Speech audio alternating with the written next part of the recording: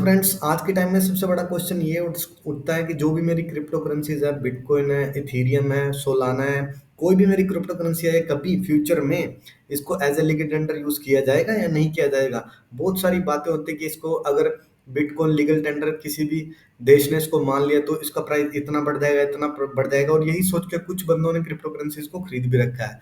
ठीक है, तो कभी ये ऐसा होगा तो उसका एक पाथ दिया है आईएसओ ने। आईएसओ जो मेरी इंटरनेशनल ऑर्गेनाइजेशन फॉर स्टैंडर्डाइजेशन है, जो भी किसी भी कंपनी, चाहे वो मारुति कंपनी है, होंडा कंपनी है, किसी भी लैपटॉप मैन्युफैक्चरिंग कंपनी है, उनके लिए एक स्टैंडर्ड रिलीज करती है ताकि वो स्टैंडर्ड को फॉलो करें, तो वो एक अपने आप में एक बहुत बड़ी एंटिटी बन जाती है। अगर वो स्टैंडर्ड को फॉलो करती हैं तो वो किसी भी चीज के लिए मार्केट में प्रोडक्ट उतार सकती है। तो सेम चीजें हमारी क्रिप्टो के लिए भी आई हैं। तो वो क्या नए रूल्स आई हैं, आईएसओ ने क्या हमारे यहाँ पे स्टैंडर्ड सेट किया है, उसके बारे में अभी भी चर्चा करेंगे, और क्या लास्ट में इससे पहले जो स्टैंडर्ड था वो क्या था और उसमें नए वाले स्टैंडर्ड में क्या चेंज है। और दूसरा, कौन कौन से टोकन है जो मेरे की स्टैंडर्ड को अभी भी फॉलो कर रहे हैं, वो उनके साथ मिलके आईएसओ के साथ मिलके काम कर रहे हैं, तो उसी के बारे में बात करेंगे। तो अगर आप हमारे चैनल पर नए हैं तो प्लीज चैनल को सब्सक्राइब कर लीजिए, वीडियो को लाइक कर दीजिए, और प्लीज चैनल को शेयर कर दीजिए, वीडियो को शेयर कर दीजिए। तो चलिए स्टार्ट करते हैं।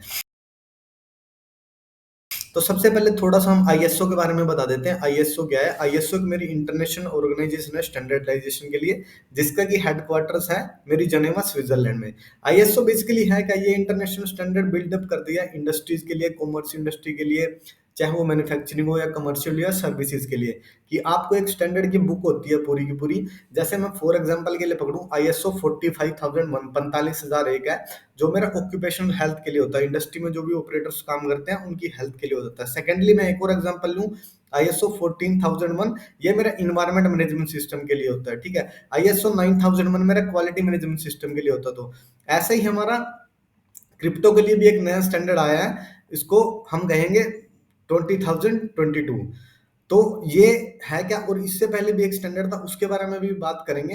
तो जैसे कि मैं एग्जांपल करूं, बिटकॉइन है, ये है, इथेरियम है, या कोई भी कॉइन है, तो कैसे वो स्टैंडर्ड को फॉलो करके अपने आप को एक अच्छी एंटिटी बना सकता है ताकि वो क्रिप्टो की ट्रांसफर, पैसा ट्रांसफर के लिए क्रॉस बॉर्डर यूज कर सके। ठीक है, तो आईएसओ का स्टैंडर्ड करता क्या है? बेसिकली आईएसओ ने अभी अब तक 20,000 वर्ल्ड वाइड स्टैंडर्ड सेट कर चुका है अलग अलग फील्ड में। जैसे एग्रीकल्चर इंडस्ट्री में मैंने अभी अभी आपको बताया, इंजीनियरिंग में, शिपिंग में, वेपनरी में, मेटलर्जी में, अलग अलग सेंटर में स्टैंडर्ड वो सेट कर चुका है अभी तक। और इसके स्टैंडर्ड की इतनी वैल्यू, अगर कोई भी कंपनी इसके स्टैंडर्ड को फॉलो करती है तो हर एक बड़ा ब्रांड उसके साथ जुड़ना चाहता है, उसके साथ बिजनेस करना चाहता है। तो अब क्रिप्टो के लिए एक नया स्टैंडर्ड जो आईएसओ बिल्डअप कर रहा है, बहुत सारे कॉइन्स हैं, उन कॉइन्स के भी अभी लिस्ट, अब थोड़ी देर में मैं उसकी लिस्ट बताऊंगा कौन कौन से काम है। वो अभी अभी आईएसओ के साथ, ऑर्गेनाइजेशन के साथ मिलकर काम भी कर रहे हैं, कि उनको गाइड कर रहे हैं कि आप ऐसे ऐसे स्टैंडर्ड लाइए, तो बिटकॉइन में, इथेरियम में आप यहाँ पे क्रॉस बॉर्डर पे ट्रांजेक्शन कर सकेंगे। ठीक है, इससे पहले हम बात कर लेते हैं, इससे पहले जो मेरा फिएट करेंसीज, जो मेरा रुपया है, डॉलर है, तो उनके लिए एक स्टैंडर्ड हुआ करता था, अभी भी है, 4217, आईएसओ 4217, जो मेरी 1978 में बिल्डअप हुआ था। तो ये इनका एक क्राइटेरिया है, जैसे आपने देखा होगा रुपीस को आईएनआर बोलते हैं, तो इंडिया में तो रुपया ही बोलते था। आईएनआर का मीनिंग क्या है? आईएनआर, तो ये देखो, आईएनआर का मीनिंग होता है, जो मेरे, जैसे यहाँ पे एग्जांपल लिया हुआ कनाडा का, कैनेडियन डॉलर, जो पहले दो अक्षर होते हैं वो देश को वो डिनोट करते हैं, और सेकंड जो थर्ड अक्षर होता है वो उसकी करेंसी को डिनोट करता है। जैसे यहाँ पे कैनेडियन डॉलर की मैं बात करूं, सीए लिखा हुआ है, तो लास्ट का जो अक्षर है वो डॉलर को डिनोट कर रहा है। ऐसे ही यूरो की बात करें तो वो यूरोप को कर रहा है, और बाकी सारा यूरो को कर रहा है। ठीक है, ऑस्ट्रेलियन डॉलर हो गया, जीबीटी हो गया, पाउंड स्टर्लिंग हो गया, तो ऐसे ही इंडिया को आईएनआर करते हैं। तो अब सबसे बड़ी दिक्कत क्या है? अब ये वाला स्टैंडर्ड क्यों नहीं अप्लाई कर दिया गया आईएसओ 4217 हमारी क्रिप्टो करेंसीज के ऊपर? बहुत बड़ी प्रॉब्लम है।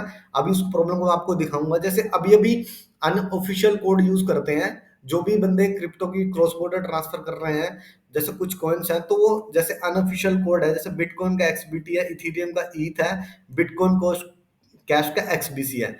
तो दिक्कत क्या है? अब जैसे ये चीज अभी भूटान, जैसे एक्सबीटी भूटान भूटान के लिए पहले यूज हो रहा है, तो आईएसओ 4217 इसको कैसे वो कर देगा, मतलब इसको अप्लाई कर देगा?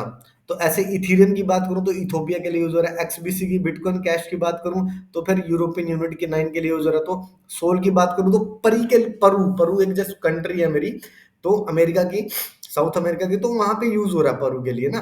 तो अब ये चीजें हैं सारी की सारी, तो अब यहाँ पे क्लैश हो जाता है। तो इन सब से निपटने के लिए एक नई चीज आई है, डिजिटल टोकन आइडेंटिफायर।